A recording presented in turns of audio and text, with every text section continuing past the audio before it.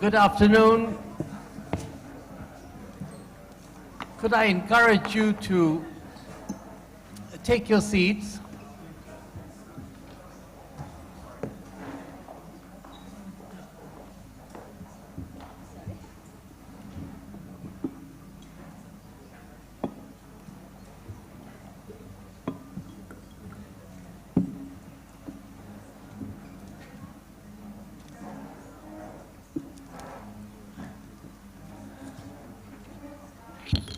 Well, let me, on behalf of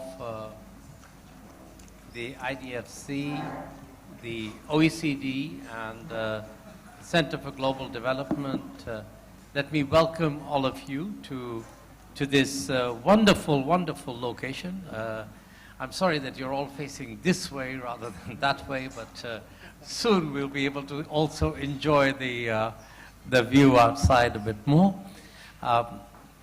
Let me start off by saying that I think this meeting that we have today, this presentation and the discussion that will follow, comes at a very opportune time, really for two reasons, which is that the first is that the role of the national, regional, development finance institutions is now recognized much more as important critical players in the delivery of the expectations we have towards the 2030 agenda. Some of you may have been at the IIF. This morning we had a discussion with him and with the other colleagues from the Eminent Persons Group, is that they very squarely now recognize the role that your institutions, or the people sitting around here, and many of you sitting in the audience, play in development finance. So I think it's, so that's really the first point I want to make. And the second point why it's important that we're gathering today to this conversation is that your much larger role in the delivery of the 2030 agenda also means that life becomes a bit more complicated for each person. Because now the system of development finance has become much larger and more complex. There are many more actors involved in this delivery. And for countries that are being supported by this collection of institutions of different backgrounds, different structures, having a more coherent and common way of doing business with them becomes more important. Otherwise, they risk, many of them, being overwhelmed by lots of different kinds of interventions from different institutions.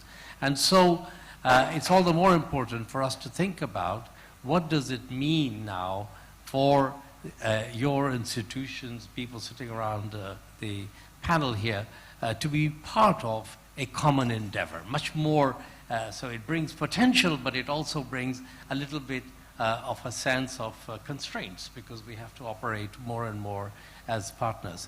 So for those two reasons, it's really been our pleasure in the Center for Global Development to be doing some research work in partnership with IDFC.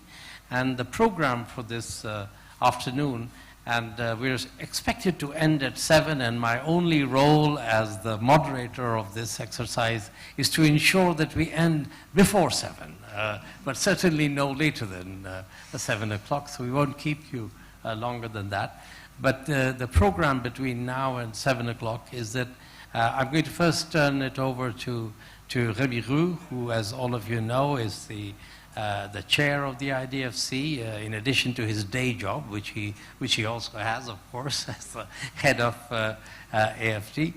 But after Rémy, then we're going to have two short presentations. First, my colleague Scott Morris is going to present some research that he's been doing with IDFC. That will be a good backdrop for the conversation we're going to have. And then Jorge Moreira Silva from the OECD will present some research that OECD has been doing, particularly in terms of the role of development banks in green finance. So that will also give us some more input.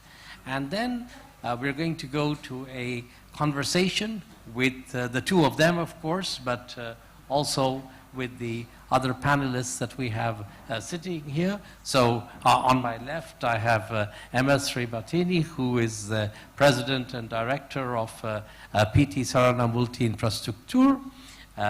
Then we have Dr. Shinichi Kitaoka, who of course is the President of JICA.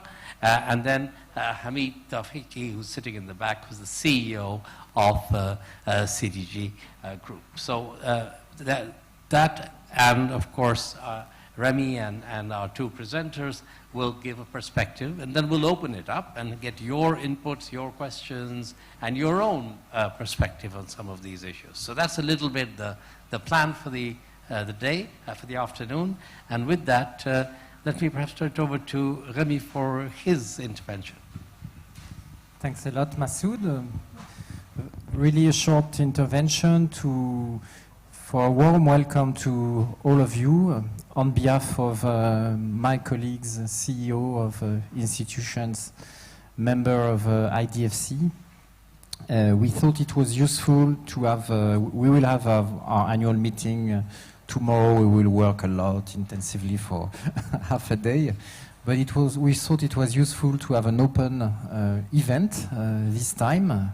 And thanks to KfW, because we owe you this very nice setting for such a discussion. Because we as Masood said, and I was struck by that this morning, we participated a discussion on this Starman EPG report. We are living in a very, very special, challenging, exciting time in the world of development and climate finance. It seems that we had full tank of ambition, multilateral energy in 2015, and now hard times, and we are beginning also to understand what it means to deploy the Sustainable Development Goals, this Agenda 2030, the ambition, and of course we don't know exactly how to finance and to implement it. And it's somehow it's disbalancing all the development banks and all the institutions. It was very clear in the discussion this morning, and that's good news. Switching from pure financing institutions to enabling platforms, capacities. And in that perspective, of course, I believe that the IDFC has a special say because it gathers unique experience, unique diversity as well, following the same ambitious international mandate.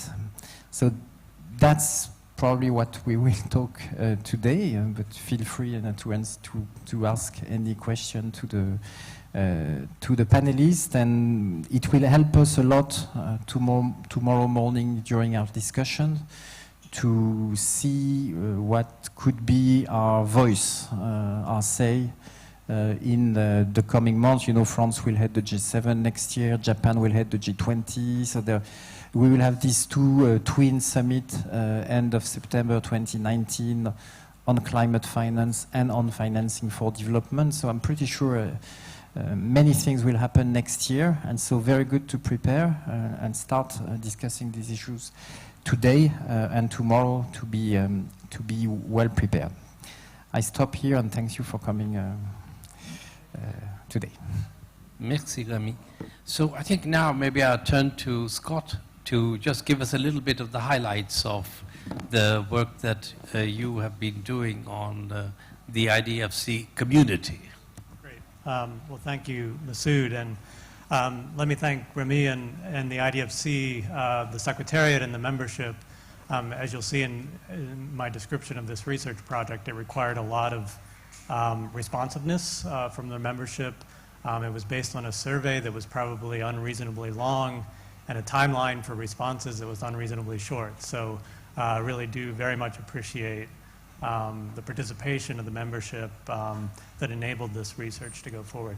Let me very briefly start with an observation as context for how we approach this project. And simply to observe, the World Bank, and of course alongside the IMF, is a tremendous convener. Obviously, we're all here in Bali for their annual meetings. At the same time, as we've already heard through important exercises like the EBG, other panels that have preceded it, we do have a sense that when it comes to development finance, the World Bank and what we consider the core MDBs are in an increasingly crowded field. They are not the dominant players by any means. And yet, I think through the convening, even through the fact of exercises like the EBG, it tends to reinforce a sense that they have some sort of primacy in a system of development finance. And then, there are the MDBs, and then there's sort of the vague sense of other actors out there. So I think our approach to this research project and what attracted us, frankly, to looking at the IDFC is that it really represents a different kind of convening model and a very interesting one. And particularly when you try to put it in the context of the Sustainable Development Goals themselves, the philosophy behind them, then it actually gets much more interesting. So if we consider, for example, some key characteristics of the SDGs and the agenda, nationally led, but still with very active and important participation from donor countries, certainly a multilateral character to them in terms of countries interacting and including through multilateral institutions. And then, of course, also critical engagement in the nexus between government and the private sector and the need to leverage private resources. So when you consider those characteristics together, certainly the MDBs are going to operate in that space, and they have a track record. But actually the composition of something like the club, the IDFC, is very strongly aligned with the needs of the SDGs. So that was our starting point for this research. As I said, it was a survey of the membership, and that formed the core of our effort to create a better understanding to the broader development mandate of the member institutions of the club and their relevance for the SDG agenda itself. So let me just very briefly give you I think a couple of highlights of findings and conclusions. And I should note, obviously, you all have a brief in front of you. The brief itself is a preview to what will be the longer research paper that you will see and can see on the Center for Global Development's website within the next few weeks. So findings. Again, a very basic starting point. It's important to recognize the diversity of the membership of this club. It is certainly national development banks, but it's also bilateral agencies, and it is multilateral institutions. So really, the model itself represents a unique coming together of a pretty diverse set of institutions all engaged in development finance. Number two, another basic point, but a really important one. Development finance is finance, and as financial institutions, the club membership is very large. If you look at one of the key graphics in the brief, you see by scale that it greatly overshadows the MDBs. Now, of course, one has to acknowledge that China Development Bank is one of the members, accounts for a lot of the size, but even if you set CDB aside, the IDFC membership rivals the MDB system as a whole in terms of overall financing scale, and that really is important when we think of the role of public finance in the SDG agenda, that these institutions are bringing a lot of scale to what they do. They are relevant to nearly all of the SDGs, as we did a mapping exercise of the club members' activities and asked them where they are engaged. Again, you'll see through the graphics a wide array of engagement, in fact. Certainly a lot of activity, particularly in the infrastructure space, but really across a lot of the sectors that are relevant to the SDGs. These are institutions with clear public mandates, which has a number of implications, but one we chose to highlight is in the how they do things when they bring finance to their agenda, things like the use of standards and safeguards around environmental impact, social impact. These come with the core principles of these institutions based on their public mandates. They also have demonstrated, and we found through a number of case studies, very good examples of innovation and bringing innovation to development finance, which I think we scratched the surface, frankly, in the research that we did, and I think there's a lot more to explore there in what they can bring and the visibility they can bring to different approaches to development finance. They also bring at the same time a very good perspective on the barriers to progress, and I hope that we hear more about that from the rest of the panel here today, from their experience within their countries, within other countries of operation.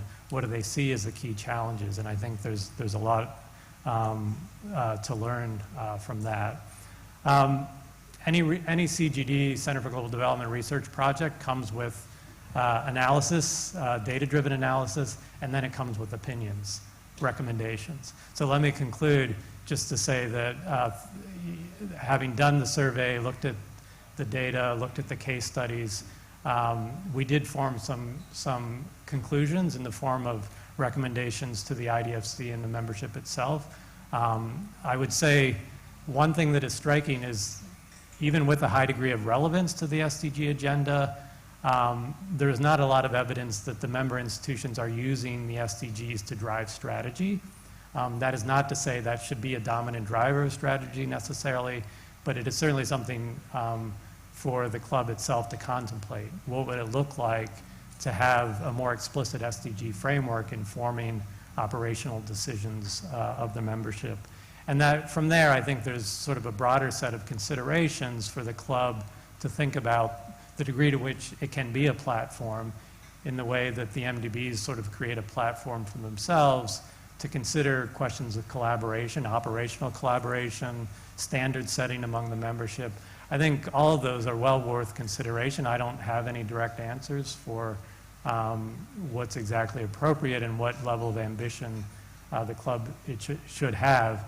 But it does strike me, given, again, what is a very unique model, I think, in the development system, the success of sort of this self-selected group of institutions to come together and decide they have a common relevance.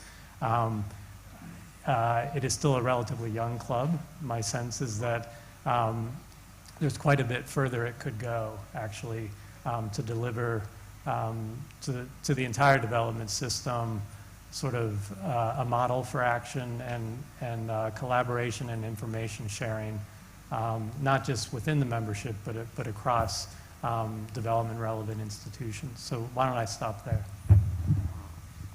Thank you very much, Scott. So we'll come back, I think, to the points that you've raised, particularly the recommendations, which are as much questions in terms of how the group of institutions which form part of the IDFC, and I think the word club is meaningful in that context. So we'll come back to that, both I'm going to, with the panelists and hopefully with the audience. But before we get to that, I think good to get another piece of data and information before we start. So if I could turn to you, Jorge. Thank you. Thank you, Masood. I'd like to start by thanking you and Rémy for this partnership of the three, OECD, IDFC, and the Global Center on Development, and also echoing what Scott said about the relevance of the club and the fact that while you are positioning the development banks in this IMF, World Bank discussions, it's also a contribution to the 2030 agenda, and we are very glad to partner with you in this effort. I've been on climate for a while, so I'm very happy that you have asked me to focus now on the role of development banks, especially on the green finance and climate finance. And being someone that has worked on climate for more than 20 years, I cannot start without mentioning 3 assumptions and then maybe 3 drivers, 3 gaps and 3 drivers. The 3 assumptions: climate change is urgent, the IPCC report just confirmed it again, but it's also manageable and is cost effective. And these 2 elements are very important because we tend sometimes to focusing on negotiations, COPs, UNCCC, but this is time for action, and while we still have some work to do, it's manageable, it's not rock science, and it's cost effective. Second, we are dealing with several gaps, an emissions gap, funding gap, and a policy gap.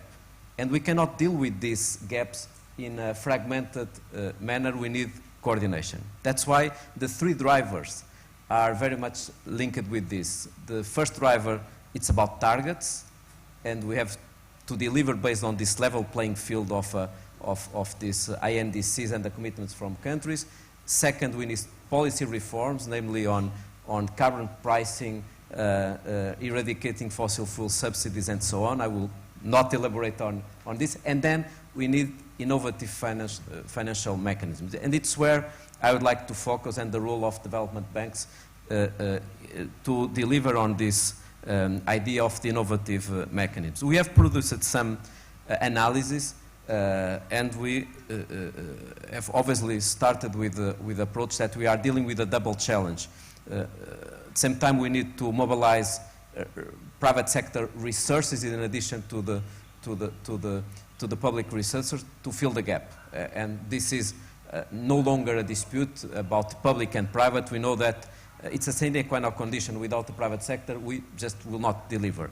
But the second challenge is about consistency between the funding mechanisms and, namely, the Paris Agreement, and the compatibility between those mechanisms and the need to avoid us to further emissions lock-in. And dealing with these 2 challenges, our research started by emphasizing that the development banks already play a fundamental role. So it's not something for the future. These banks already play a fundamental role, are clearly leading, and when we are both trying to mobilize private sector and shifting the investments away from high level emissions, the development banks could be game changers. And I'm cutting my intervention because I need to be short, so you can see the pages. We identify 3 reasons why the development banks already play an important role. The first reason is because you are already major financiers of infrastructure, and the banks can take a stronger role to mobilize commercial sources. Second, because the banks already provide support for policy reforms. It's not just about infrastructure. The banks are supporting much needed policy reform, and even building markets. And because we need these 2 elements to be combined, the funding infrastructure and policy reforms, you have played a fundamental role dealing with both elements. So based on this and knowing the good examples about the mainstreaming climate and green investment through the development banks, we consider, and this is based in our work in a report launched at the UNGA some weeks ago, called the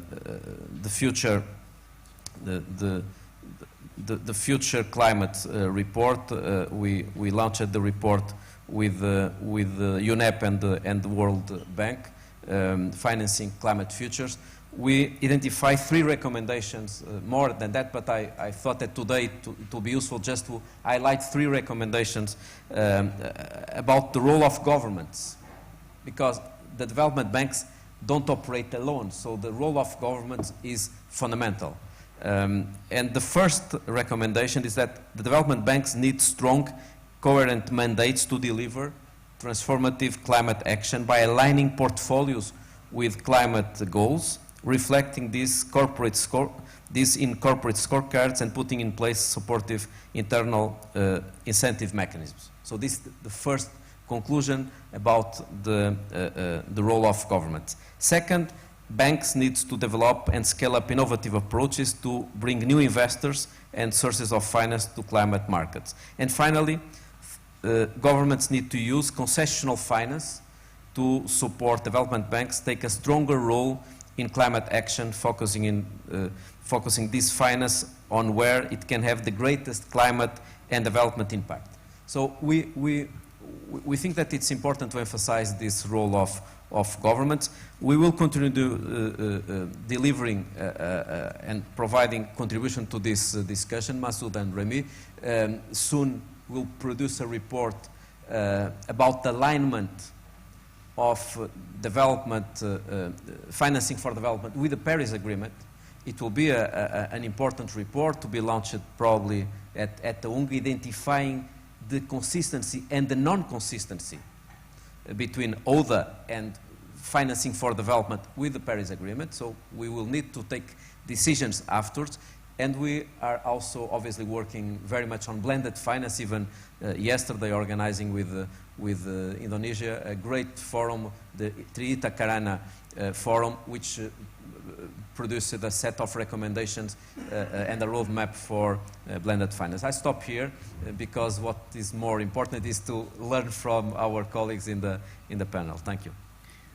Thank you very much, Jorge, and I thank you for raising the point that you've just done, which is that the development banks are already involved in a big way in terms of financing in the area of climate. So, and the other point you raised, which keeps coming up, and Nick Stern, who's also here this week, makes this point in many fora, so I want to give him credit for it, which is that the quantity of additional infrastructure that is going to be laid over the next 25 years will be larger than the entire stock of infrastructure in the world today.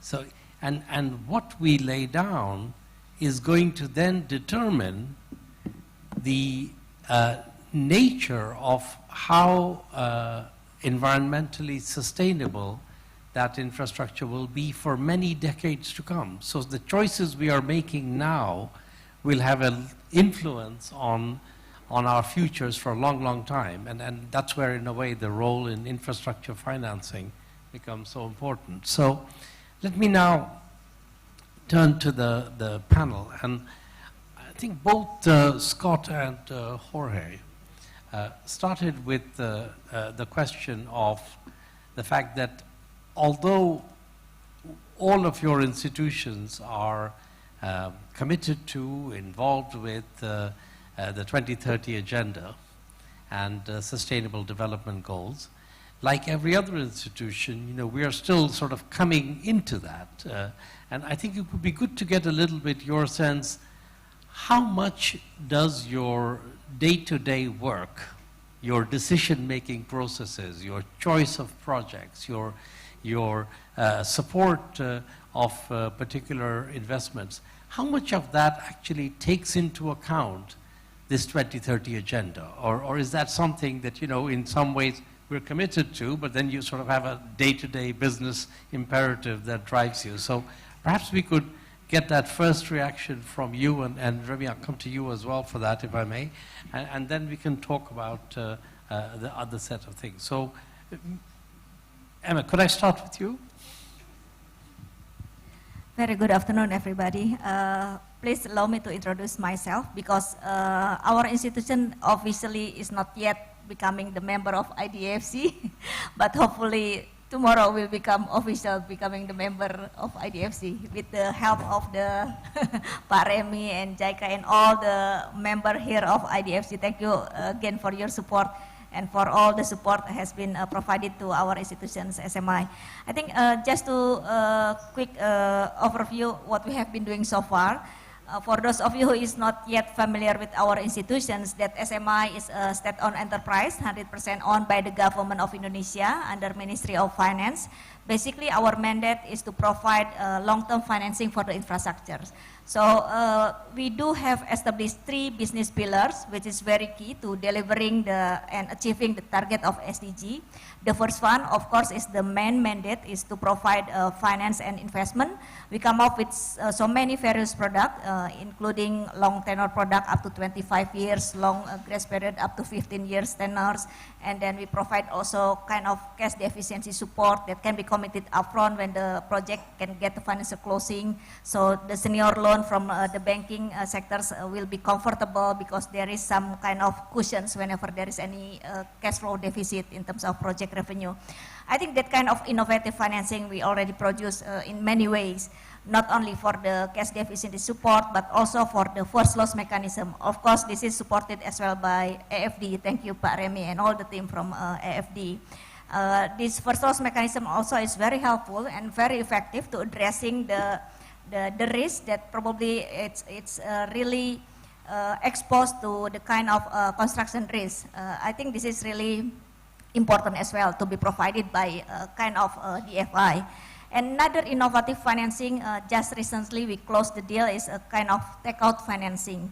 So by providing takeout financing that is provided by just like SMI as a DFI, this can be crowding in the private sectors, especially from the banking sector. So they can provide kind of shorter tenors and can be benefiting also the project developers because they can reduce the interest rate by obtaining the shorter tenors with the lower interest rate. And by the time the loan is get mature, then we can take out the loan remaining balance of the loan tenor itself. So I think this kind of innovation we already deliver to the project developers and to the infrastructure market in Indonesia in particular.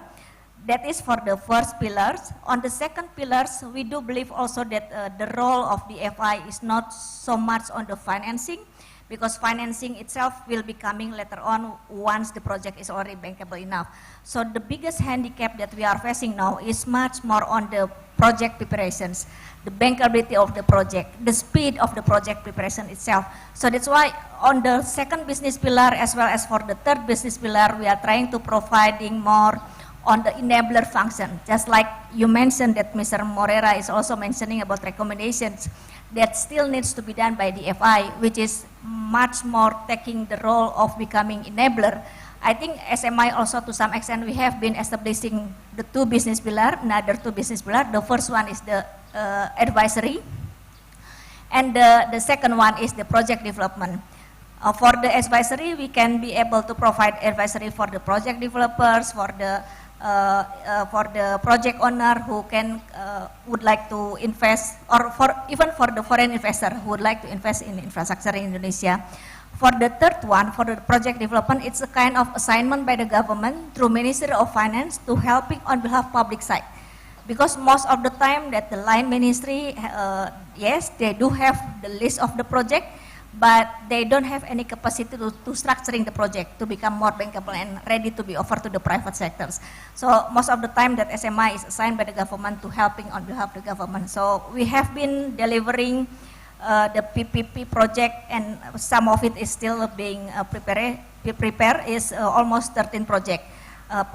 The project that is structured under PPP scheme consists of many different sectors, the water sectors, the hospital, teaching hospital, the toll road, satellite, even procurement satellite, and then broadband communication, that kind of thing. So I think that is really showing that our commitment to speeding up the infrastructure delivery. Apart from that, we also committed to give more commitment to supporting SDG, which is by establishing the dedicated divisions to provide sustainable financing since 2 years ago. So I think this is much more a stronger commitment where we are trying to deploying all the ESSF, Environment Social Safeguard Framework, at the project execution level, because we have been obtaining a lot of support from the multilateral.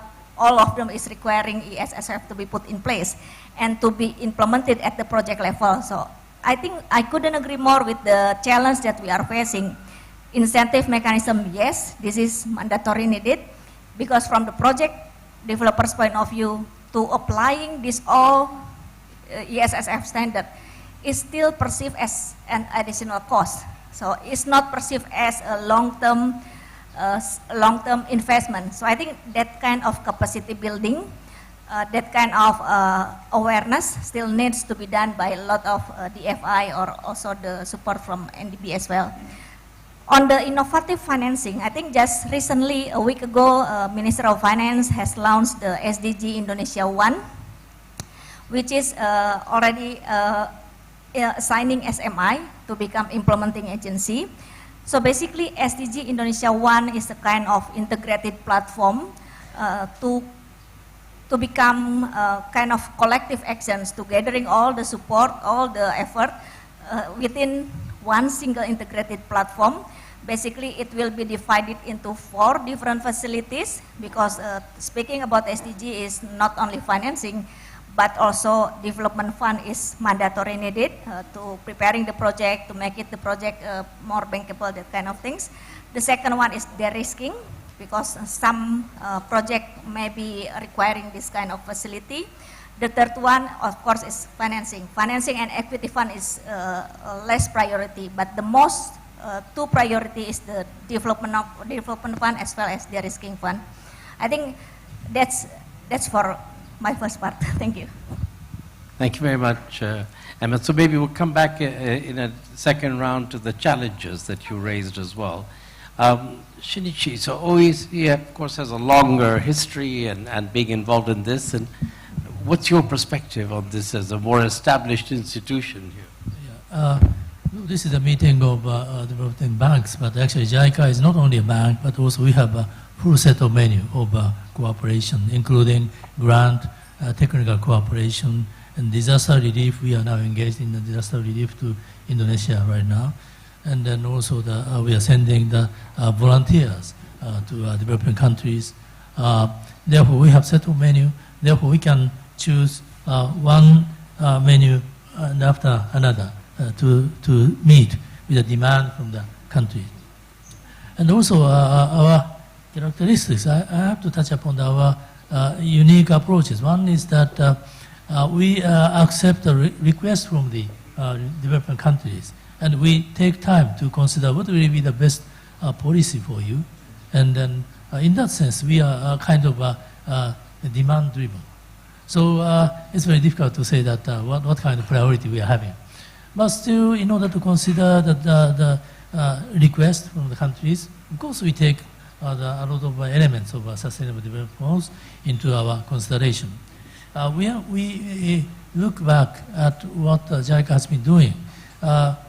Roughly speaking, 2 areas what we have been doing very much. One is related, that can be summarized as human security, which is a concept JICA has been proposing for decades. This is to assist the people who are really in trouble, to help them to stand up by their own effort. And the other is quality infrastructure. You know, this is a quality infrastructure which is durable and sustainable, and which is also inclusive, so that everyone. In this area, for example, when there was a request of metro from India, now from Indonesia, and then the first metro in Jakarta will be completed March next year.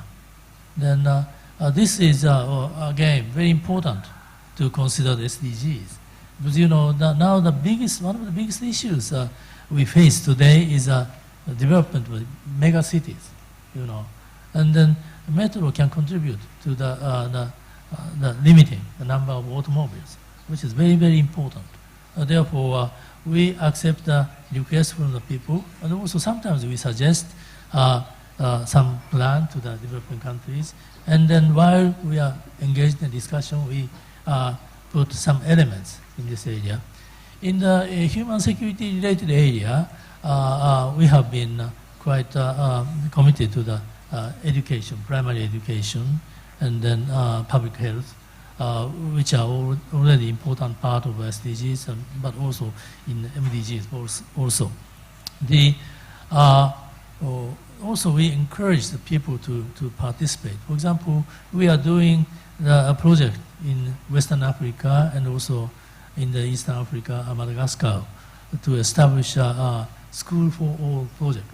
And let's establish the elementary schools with the cooperation with the people from the community, so that schools can play a pivotal role in the community. And then this is something from our own history. This year is a 150th anniversary of Meiji Restoration. And in early period of Meiji, the Japanese government did much effort to establish many primary schools, which was about 30,000 schools were established, and which most of them are not cheap, but actually they worked very well as the centers of the communities. And then also the public health is also important. So in a sense, we consider that our human security and quality infrastructure are our traditional areas. On the other hand, SDGs is a kind of expanded version of our traditional approach. And therefore, we are very comfortable and we are very happy that SDG was adopted. Of course, there are some challenges, but on which I will speak later. Thank you. And I think the one point you raised, which applies to all of the institutions in different ways, is that you are, of course, demand-driven. So it's a question of how you respond. You can't unilaterally determine in some ways what it is that you're going to finance. And I think that's a dimension which we have to bring on board. Hamid, can I turn to you at this stage? Thank you. SDG, in fact, contain two words, which is sustainability and development. Development is something which is not new for us. Next year we will celebrate 60 years, in fact, as an institution. Thanks to the mandate, in fact, of CDG, we believe that we can help reaching, in fact, the SDG goal, and we'll come back to this one. Just maybe to say a word on the mission, in fact, of CDG. It's to collect and to collect long-term savings and channel them to projects that are important for the development of the economy. And in fact, we were, as we say in French, like Jordan, we were doing, in fact, sustainable development without knowing it. In fact, if you look at, for example, the balance sheet of CDG and the track record of project that CDG developed, and in fact, we touch almost a majority of the 17 goals. I can just maybe give some example for the SDG number 1, poverty. Thanks to the partnership with the KfW, we are involved in macrofinance, and we are playing a role there.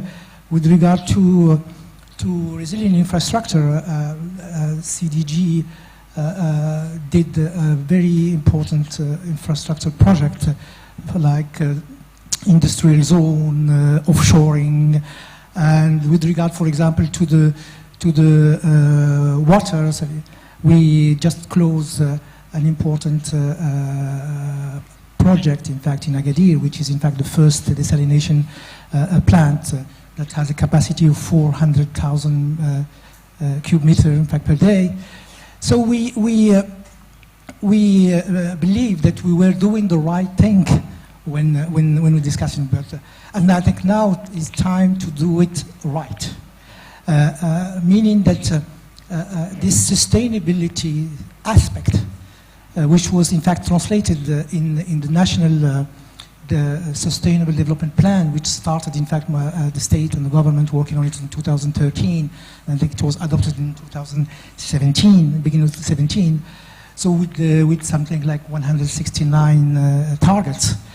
Now it is important, in fact, to move further, and we will come back to the challenge, because this is something which is for the time being, I cannot tell you that we have our breakfast with SDG, we eat SDG every day in terms of our thinking, but we are doing and working projects, but we have to integrate the commitment, in fact, of the state with regard to this, and to see how we can align our action and be able to really have an impact.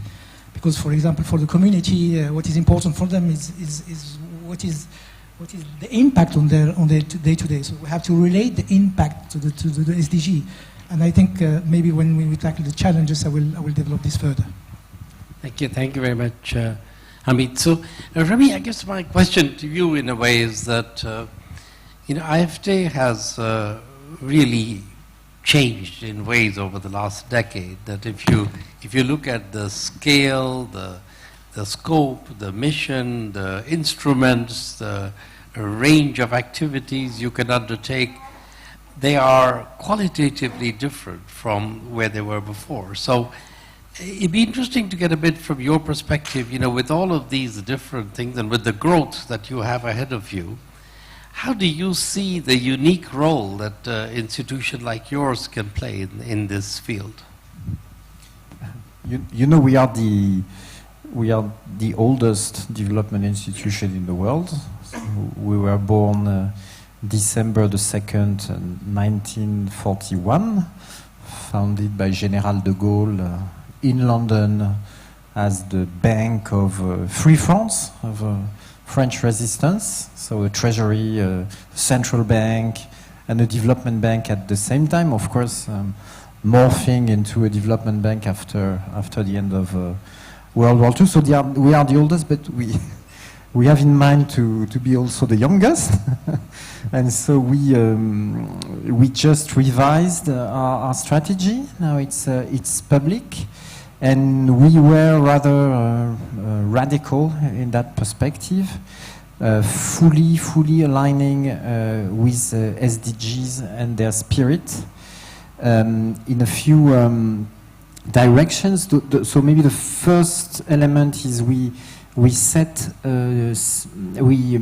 5 commitments overarching for all activities of the agency. I will just mention 3 of them. One is we want to be an institution that is 100% Paris Agreement. So it means rather than doing, of course we are doing projects with climate co-benefits for 50% of our portfolio.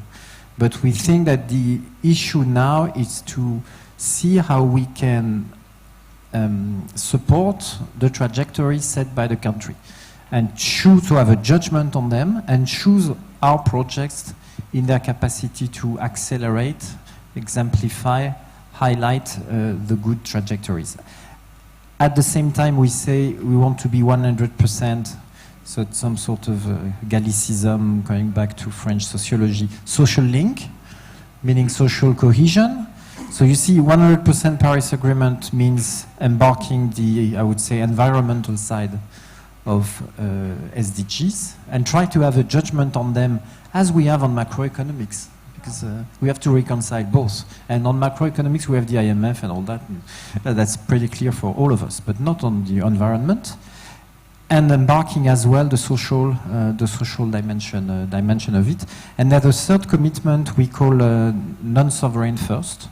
And it comes back to what Scott said on how could we engage other counterparts than the sovereign. And that's certainly a characteristic of members of IDFC and pretty relevant in times of SDG. So new set of commitments, new organization. So we have reframed our technical departments. So now we have 6 of them for our engineers and economists, and we regrouped the 17 SDGs in 6 transition departments. So for instance, demographic and social transition, or political and civics transition, territorial and ecological. I will not mention all of them, but that's the way to explain SDGs sometimes to politicians, for instance, when you have no time to to tell the 17 of them in the 5 to 10 seconds you have to explain. So That's the new organization, and I've closed by saying that, of course, behind the SDGs, there's also a new positioning for our institutions. Meaning, you said it, we are demand, I would say we are territory driven. The geographical angle somehow comes first before the sectoral one in the way we function.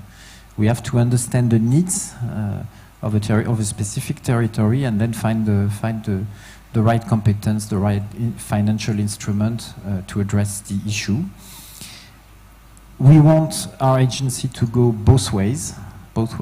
So forever we have been an institution that goes one way.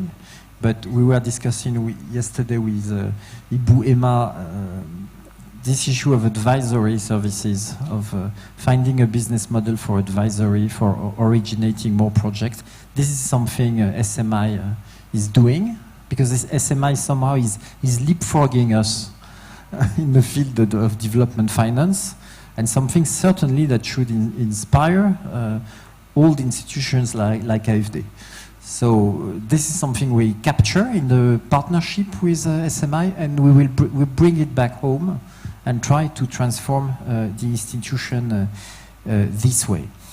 So platform, working in many ways. And last point, which is I think very important, I think SDGs bring a new narrative for development, which is, there's a debate now, international.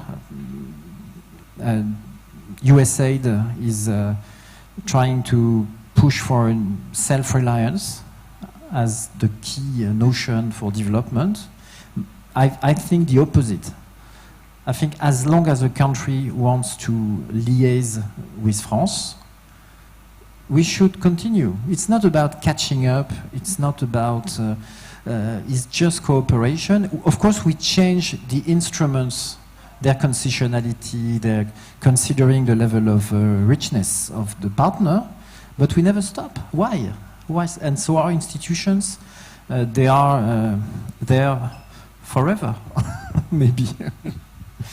And sorry, last point, I'm too long. I think behind the SDGs, there's another issue, very serious, that probably the IDFC could forge or play a role is, the time has come to say, are we going beyond ODA or not?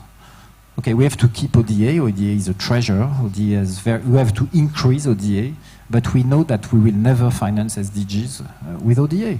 So as long as we do not have another concept, larger, engaging the private sector, engaging emerging markets partners, we are doomed to fail by 2030. It was very clear this morning in the discussion.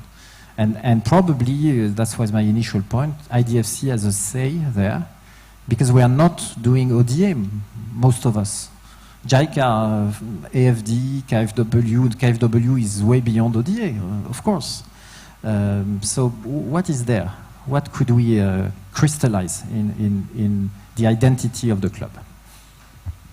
Thank you very much. So Rémy's identified a challenge that I think many people face, which is how do you explain your complex organization in 15 seconds to politicians? And any advice from the audience on that point will be gratefully received by all.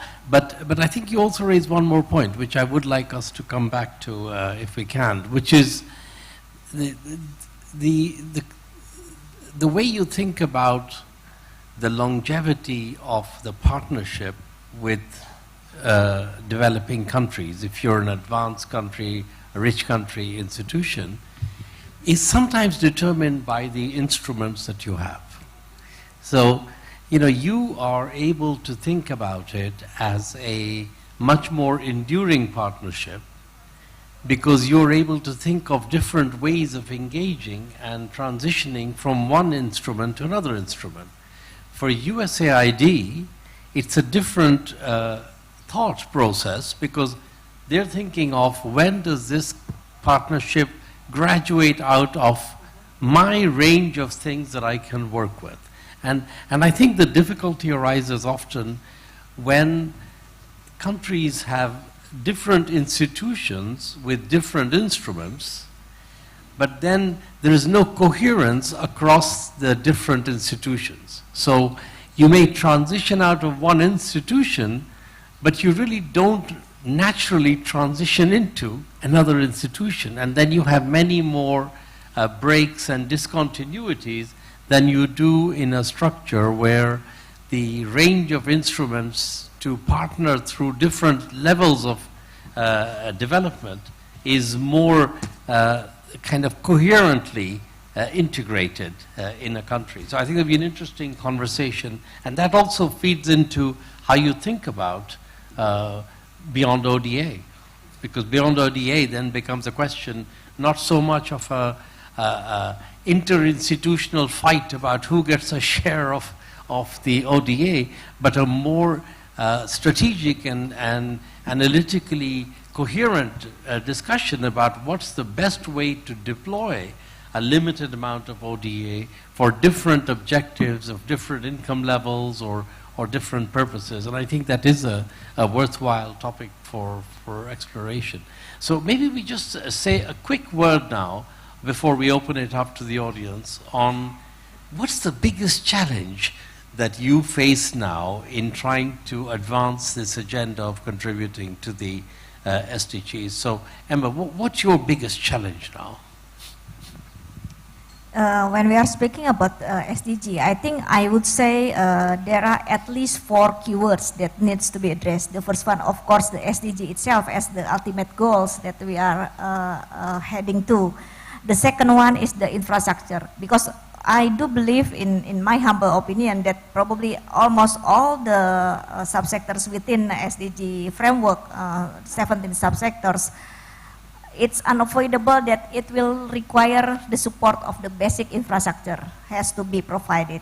On the third aspect is that the technology. The morning session in the GIF also it's already discussed that I think technology-driven infrastructure is the most needed one in the recent days. So we cannot avoid the technology disruption. So we have to uplift the benefit of the technology by embedded into the infrastructure that is supporting the SDG target. And the fourth one, I think this is the most challenging one, is the collaborations. So the collaboration, I think this is the most important keyword to addressing SDG. All of these 4 aspects eventually will be addressing and help us achieving for the goals for the climate change. I think the global warming is already happening earlier, just like President Jim Kim already said. But again, just to address the collaborations, this is pretty much aligned with the subsectors of SDG, partnership for the goals. By becoming the member of IDFC, I think just to substitute the ODA, probably by using partnership of the goals, I think it can be interpreted, it can be implemented in many ways, not only in the forms of ODA, but by exercising partnership for the goals in the more effective way, we believe that we can do together to addressing climate change as well as achieving SDG target. Thank you very much, Emma. And when you say collaboration as a challenge, do you face issues of collaboration also with other institutions that are working in this area within Indonesia? Not at that particular, but what we have seen from the last 8 years on my operations, my institution's operations, we have seen that it's not really effective in the sense that how that we can optimize many sources of funds. From the public funds, from the private funds, as well as from the donor and philanthropists. So this is really the key, as well as from MDB, for the de-risking and concession loan. But from the philanthropists, this is something that we haven't tapped yet so far. So that's why we would like to embracing all the support from the philanthropists to addressing development fund as well as de-risking fund, if to some extent it's possible. And the challenge that we are facing now is how to structuring all the project by utilizing all these 3 business pillars, because the key is structuring the project. Philanthropist is awaiting, is willing to provide the support, but they don't know how to channel the funds because they don't identify the proper project to be supported. But by DFI, I think this is really the key role of DFI, how to identify the right project, the proper project, and make it more bankable and can be leveraged and can be inviting private sectors at the end. Thank you very much. You'll be interested to know that this morning we had a meeting with the heads of the MDBs, and the issue of not having a pipeline of projects is one that kept coming up. So it's a problem that I think many people are facing, and Ngozi Okonjo-Iweala, who was there, sort of made this point that, you know, for 10 years we've been having a conversation about that there aren't enough good projects, and why is it that we're not able to actually come together with some mechanism to try and generate a better pipeline? And there was a good discussion around some of the issues and challenges around that. So, Shinichi, I come to you. Biggest challenges are budget constraints and Donald Trump. But these are not the challenges we cannot change immediately. So let me go on a little more different challenges. One is in Japan, we are a little bit behind compared to France and UK and other countries on the global warming issue. You know, Japan took the leadership in Kyoto conference, but the legacy is now waning. Because of the big earthquake and then Fukushima Daiichi, we had trouble in establishing our energy policy. That's why we are a little bit behind. But good news is that recently Prime Minister Abe has established a council to consider the strategic long-term economic development within the framework of Paris Agreement. And then I was appointed to be the chair. Therefore, there will be a good development. Also, another weak point for JICA was a partnership. You know, mostly our effort is government-driven, but you know, partnership, which is very important in SDGs, we are not enough. But we are making much effort on this point. Say, for example, we have in Japan many of the small and medium-sized businesses are located in local area. And many of them have a very innovative ideas and so forth. We are trying to encourage them to go abroad. And then JICA is planning to support the matching of the demand in developing countries and also supply they can provide. This has been quite successful. From all the prefectures, they have been going out to Southeast Asia, to South Asia, and some to Africa. This is one. Also, we are trying to make a propaganda of the SDGs so that this can be known. And according to our survey, SDGs is better known than MDGs, much more right now. This is a good sign. And then we have essay contest for the junior high school students and so forth. And then more and more essays are presented to JICA. We are surprised. Then that means that those young guys are having more interest in international cooperation. So this trend has to be encouraged. Overall, I think this is going on well. With the traditionally strong area, such as I said, and then with the relatively weak area, which we are trying to strengthen, and we can make more progress, let's say, in this area. Thank you very much. I think that this issue that you raise about SDGs being better known, and one of the challenges I think we're all facing now is that in many countries, the consensus that used to exist for development cooperation is becoming weaker.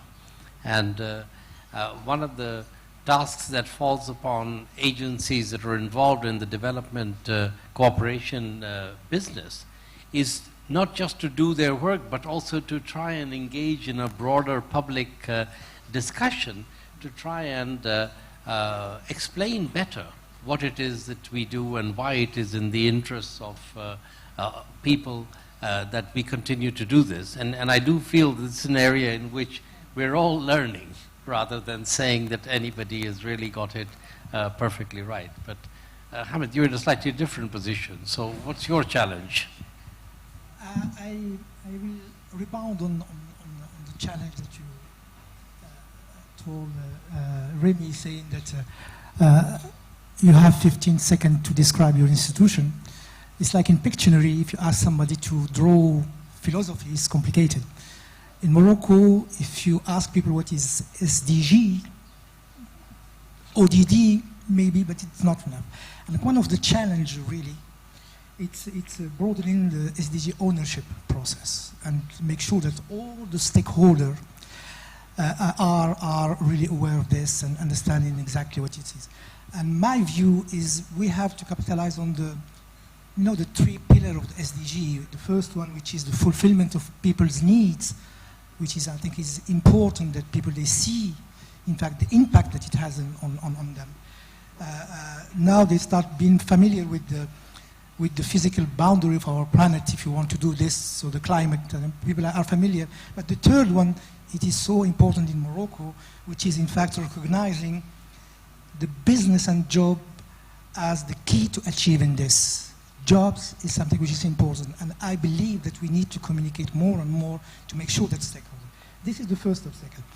The second one, it is important that we align, in fact, the SDG. I was talking about the national plan, in fact, for sustainable development, and the SDG objective. We should align them with the national priorities. And this is calls for coordination within, in fact, the government, and this is something key. And I think a work started, and it needs to be accelerated in order to make sure that, in fact, while SDG is not something which is aside, it is embedded, in fact, in our priorities, national priorities. Which is something coming to the third one, which is related to the second, which is, in fact, ensuring coordination of public policies, and this is something key. And even though if it, when we talk about challenge, you have to know two aspects, with the English one and the French one. Let's say the positive side, in fact, of this is, I think we are in Morocco. The timing is right now, because we are thinking, in fact, on our economic model, the situation, in fact, of Morocco, after 15 years, a lot of projects were developed, a lot of projects, we were discussing of the fact that we don't find projects, but a lot of infrastructure projects. But now what we realize that, in fact, that the return on this project, not only in terms of IRR, but also the impact that has, is not that visible, and we need to improve, in fact, efficiency of this. And this is, I think, the good timing now that we are trying, in fact, to see how we can improve our economic model and how we can make sure that the notion of impact is included in each strategy, in each project. And because my belief is we are talking about SDG financing, and we were talking about blending, and we're talking about the fact that public finance is not sufficient, and the private sector is bounded by the risk return. We will try to find, I think, some solution by combining different type of funder. My belief that it won't be enough, but I think it will be a question of really thinking on new business model that enable us, in fact, to have multiple impact and so forth. And as an emerging market developing, it is an opportunity. We have to think differently. I think it's an opportunity for us when we define a project, when we define a strategy, to see how we can, in fact, also question the model that integrate the new situation, in fact, of the market, of the sectors.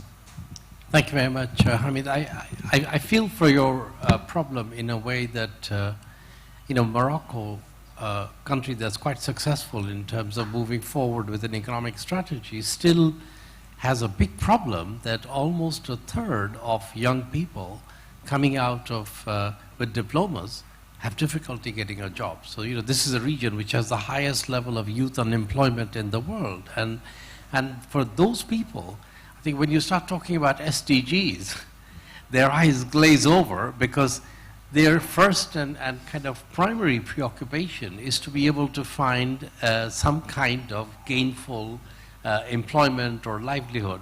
And I think one of the challenges that we all face is to sort of situate the SDG agenda as being relevant to the immediate needs of people rather than being something which is kind of comes after your immediate needs.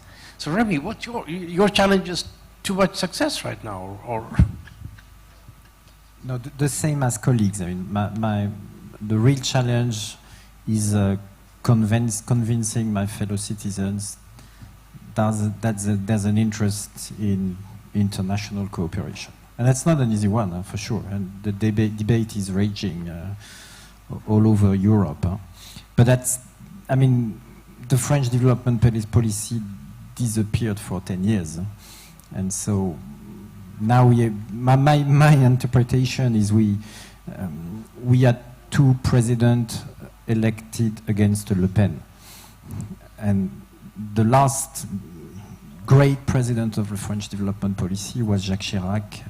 And not Jacques Chirac elected in 1995. It was Jacques Chirac in 2002, the one that made this speech in Cape Town on the houses burning, the one that chaired the G7 in Evian, the one that pushed for HIPIC, for the Global Fund, for, well, many things. And so my view is that President Macron somehow received the same political mandate, which is keep the country open and vibrant, and we are, as development institutions, we are the instrument to keep the country open and active. Because when you have this mandate, you can do security in the Sahel or elsewhere, that's fine, we have to do that. But you need an instrument that is providing concrete, positive proofs that it's better to liaise and keep relationship with others, with foreigners, and of course, if you want this to succeed, you have a responsibility to explain in your own country. And you're right, Masood, this is something which is very new for our institutions. Well, we were born in London. I mean, we are living abroad forever. So we never had the mission to explain, basically. We did a bit, but not much. And so that's why a few months ago I asked a colleague to go to the UK, to go to the US, to go in Germany, and because these countries were leaders in the development finance, and to understand the way, what was the and that's why I'm obsessed with the narrative. We have to find a narrative that is that people can understand, and that's why I'm searching for. So I think we have to switch from aid to investment, of course. So sustainable development investment. I mean, of course, an investment whose return is not financial, whose return in terms of security, of health, of economy, but investment is a better way to explain, because when you invest, you commit, and you expect something back in your own country, and that's fine. It's fine, and we're all having this hope that international cooperation. But it's quite a radical change from classical ODA logic, which is very respectful, I fully respect, but which is probably no longer adapted to the political situation in our countries. Absolutely. Just to share with you an anecdote that I think it's 12 years ago that in my own case I took over the role of being the head of the external relations function for the IMF. And I had somebody who was a kind of veteran of the IMF came to me and sort of expressed deep sympathy and condolences for my having taken on this role, because they assumed that it must imply that there was some sort of deep demotion that was at play. And when I kind of tried to explain to this person that I had sort of voluntarily taken on this function because I believed that better communication for the IMF and trying to reach out to a broader community of stakeholders was essential to our effectiveness and legitimacy and long-term sustainability, he told me that he thought there really only should be 2 people in the external relations department. A director, because you needed one, and then a secretary, he said, whose only job would be to say no to every request for an external interview. So that was sort of, we have come collectively a long way, but clearly we still have some way to go. I'd like to open this up now and invite people in the audience to both certainly ask questions, but also share your own thoughts on challenges or opportunities as you see them. It would be great if you could identify yourself when you spoke. So I think there's somebody who has a microphone who will make it available to people as they speak. And if not, we will provide one. Yeah, there's a lady over there standing with the microphone. So who would like to...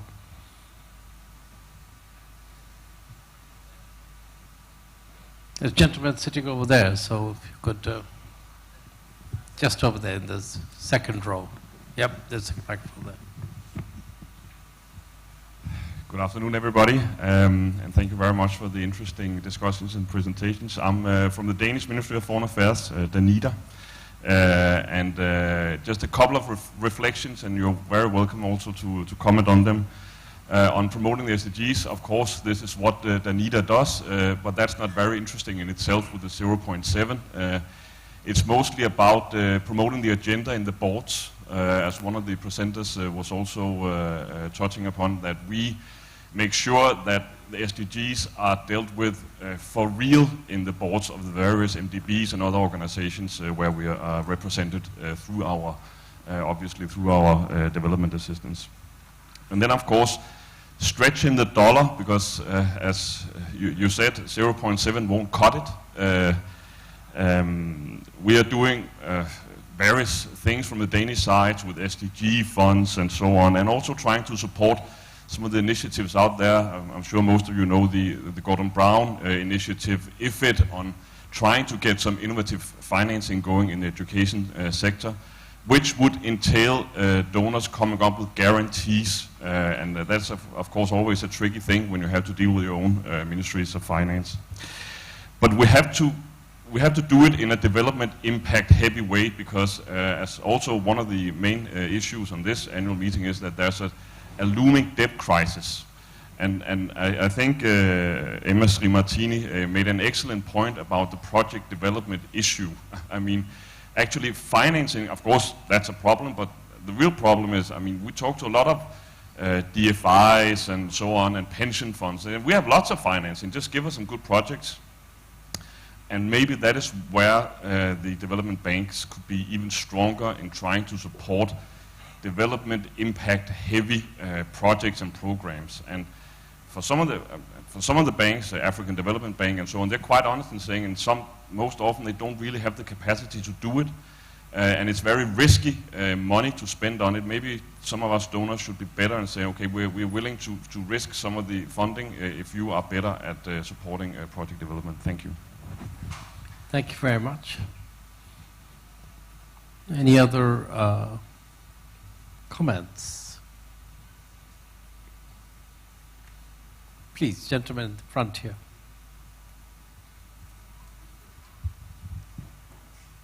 So I'm part of the OECD, part of the team that has done the research that George outlined.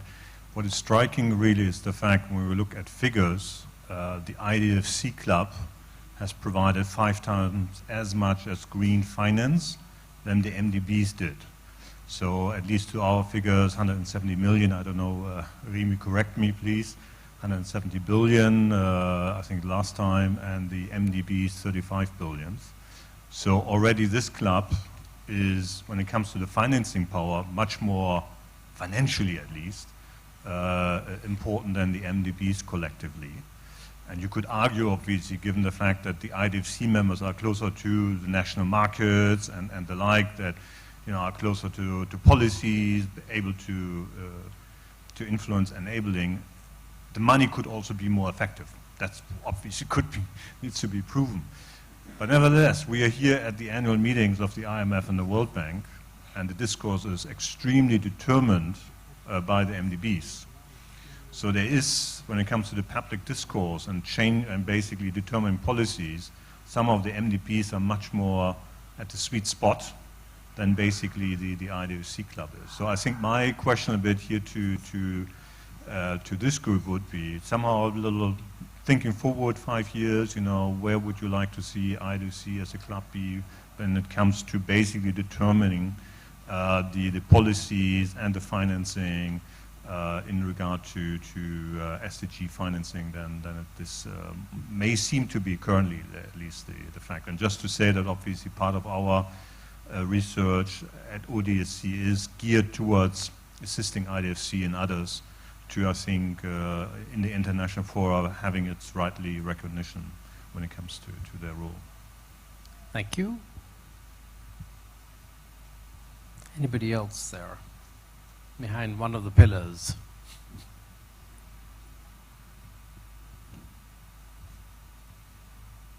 Don't see anyone. So maybe at this stage it'd be good to get from Scott and Jorge any reactions. You know, you've sort of listened to the different panelists talk about it, and any thoughts that strike you from that? Scott, could I go with you first? Sure. So since I was particularly picking on the MDBs earlier, let me turn it around and praise them a little bit. So on this, I think this question of the politics is really critical right now, and it does attach itself to issues even like debt sustainability. So what do I mean by that? Well, the MDBs, a virtue that they do have is that they are, I think, an arm's length from the country politics. Now it infects them in certain ways, but frankly, they don't have to answer directly to voters in countries the way that many of the institutions in this club do. So what does that, to me, the risks that arise then for, whether, particularly if you're a bilateral actor and you have to convince an increasingly skeptical public about the value of this enterprise, it raises a risk of choosing bad narratives, frankly. So let me offer one, which is everywhere and always what we do is a win-win. It is a win for the developing country. It is a win for us at home. My observations in the US, seeing that in practice, is that it can lead to transactions that clearly benefit a US firm, but not so clearly benefit the developing country. I think the vulnerability to those kinds of pressures is something that, from a development perspective, we really want to guard against within these institutions, and even think about something like the club as a way to try to grapple with that. I think, you know, related, as Rémy pointed out, this is largely not ODA, it's development finance. And yes, in an environment where debt risks are rising, again, you know, it's not clear to me yet that DFIs have a degree of sensitivity to this that the multilaterals do. And so I think those are risks that are well worth the club tackling. So. Thank you very much, Scott. Jorge. Well, I would like also to pick the point on the narrative. Citizens are at the same time citizens, taxpayers, voters, and consumers. And we need to have this kind of discussions on infrastructure, the role of development banks, also linked with the discussions that are taking place also in Paris, in the DAC, but also in New York at UN on fragility and on the prevention agenda. We know that what is high in the media, it's not when we are investing on development, it's when we get a wake-up call to invest on humanitarian aid. And we know that citizens are very sensitive to this idea of being quick, providing aid to countries, especially humanitarian aid. So how can we ensure that in long-term investments that we can somehow emphasize the role of prevention to avoid this crisis? I think that there is now a quite strong conceptual basis for this discussion. One part of this was developed by OECD through our States of Fragility report, where we emphasize the fact that today 46% of ODA is targeting fragile contexts, but only 2% of ODA is allocated to crisis prevention, and only 10% is allocated to state building and peace building, which means that we are too much on Band-Aid. And this is, well, on the figures, now 25% of ODA is humanitarian in the last 4 years. At the same time, we see how our citizens and voters react to migration crisis, refugee crisis, and so on. So we really need to emphasize this dimension of prevention and more investment on development to prevent this crisis. So I think that the governments play a very important role as shareholders, as regulators, but also as shareholders of several development banks. So it's one point on the narrative that I would like to take, and I think it's also consistent with the point made by Scott.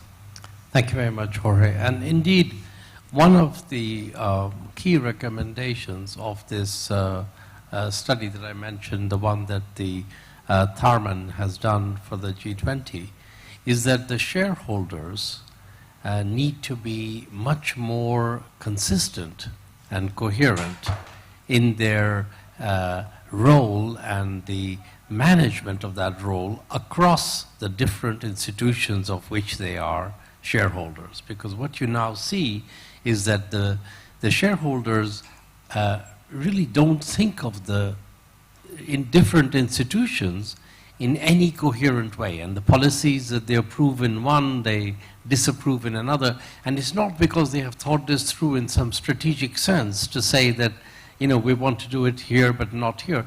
It's just the result of a sort of ad hoc application sometimes. And so one of the recommendations of their report is that there should be much more of a system-wide approach that shareholders take and think about how they want to use the different institutions in that context. And I'll come to that. So maybe any last thoughts then from each of the panelists. So perhaps I start with you, Hamid, and then work back. Yeah. I mentioned, in fact, earlier the issue of the gap that we need, in fact, also to fill, which is the business model gap. It is, you know, the business solutions that were developed, sometimes they deal with externalities, and they deal with the impact but as an externality. And maybe sometimes we have to. I believe that the emerging markets are well positioned, but this is something we maybe within our club will see and think how we can develop further this. But this will help us really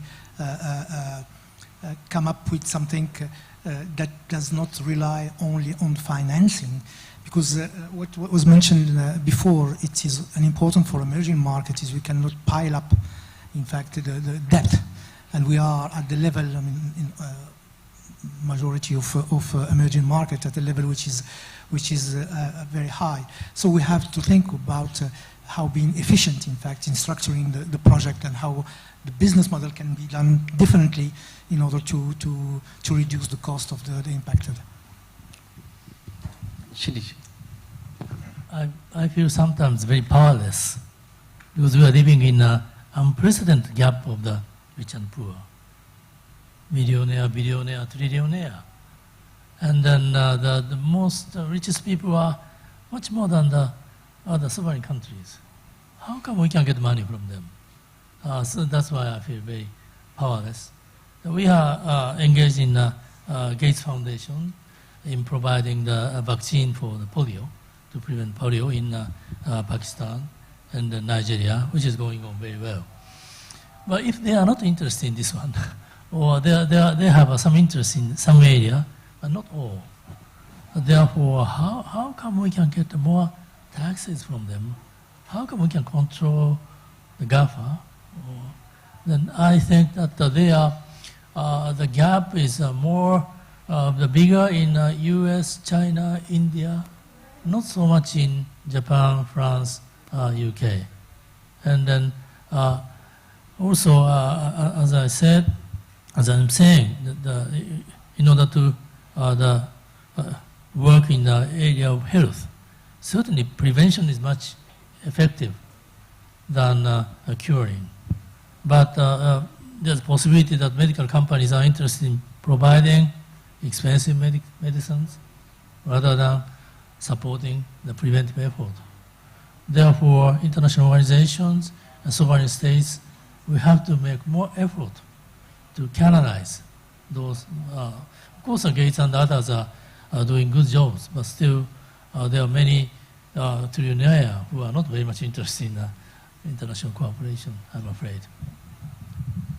That's a sober view, but one I think we have to recognize that in fact what we do is only one part of the range of policies and practices that actually determine development outcomes. And so, you know, in a way, if you're working against the grain in the other policies, it diminishes the impact of the development cooperation agenda. Emma. I think if I would like to share my view on how that the role of MDB can be in complementary function with the DFI. So I think in the next 5 years or probably in the long run, the role of MDB should play a significant role still, suppose. And meanwhile, the DFI is taking more role on how that they can define the local problem definitions. I think because the MDB doesn't have any knowledge to identify the local problem. So I think this is the key role that DFI has to take in significant role, that what would be the problem supposed to be addressed. So I think this is also in relations to that project pipeline, because MDB doesn't have any capacity to identify the project pipeline. So DFI, this is the one, the entity who best party to get to know really the problem was, and as well as the project pipeline. On the other hand, also that DFI is, trying to listening from the private sectors, from the market, and most of the cases, probably the government official is not really aware of what really becoming the problem at the playing field. So I think DFI has to play a role to become a kind of proposing policy refinement to some extent to the government as a policy maker. So because sometimes if policy is made by the government without consulting with the market player, without conducted by public consultations, most of the cases, the policy is not really effective. The policy is not really executable. I think in Indonesian case also there is some case of that policy problem. So I think this is really the complementary, the role of MDB, how that it can be in close cooperation with the DFI. Thank you. So Rémy, last word to you. Well, I cannot agree more on what Emma said. I mean, we are in a big contradiction. I mean, the figures Aye were mentioning. I mean, this club, IDFC, at COP21 time, was delivering $100 billion climate finance a year. 3 years from COP21, this club is delivering 200 billion climate finance. So the dynamic of financing SDGs is happening in the countries and spurred by public instruments that are there for that. And so more and more the financing of SDGs will be local, in local currency, and that's good news. And of course, Emma is right. I mean, who can better originate projects? So the question was, Ngozi's questions was not relevant why ask MDBs to originate, to prepare projects? I mean, it's these institutions that are originating projects in their own country. But the point is, they are non-concessional. So all the concessional resources are retained. And more because the amount of financing is increasing. So how could we share concessional resources to prepare projects? That's, for me, it's as simple as that. Of course, we can provide, we need results. So let's share this and expect more projects to be financed, co-financed. And in the end, how could we organize a system of development banks with MDBs at the top, of course. There's nobody is discussing that, but with a layer, IDFC being a second layer. And of course, we have all our colleagues that are gathering in ATFI, ALIDE, I mean, all the regional groupings, at FIAP, if I'm right, in Asia, where you find all the public development banks. And we should decide who is doing what. And let the money flow as much as we can. So are we so far from that? I mean, and maybe this is something we could propose, having this skeleton of financial institutions leveraging each other as much as they can and placing the concessional resources where they are the most efficient. But this is not the way this is working, not at all, in my view. So different platforms sharing, and it's not only concessional resources, it's also staff, capacities, I mean, all that will unlock the impact, the projects we need. So Rémy just laid out the agenda for the next meeting. But what I want to say now is that I think this has actually been a very rich discussion, and it's given us a lot of food for thought, and certainly on our side, we will follow up on some of these ideas to see how we can do some more analytical work in that would address some of the questions that you have raised. And I'm sure you will all be looking at them, not just from an analytical point of view, but every day in your operational work that you need to do. So with that, let me thank you all for having sat through the heat. As you can see, the sun has gone down, there's a little bit of a breeze, and I believe there is some drinks waiting outside. But before we move on, please join me in thanking all of our panelists and two presenters.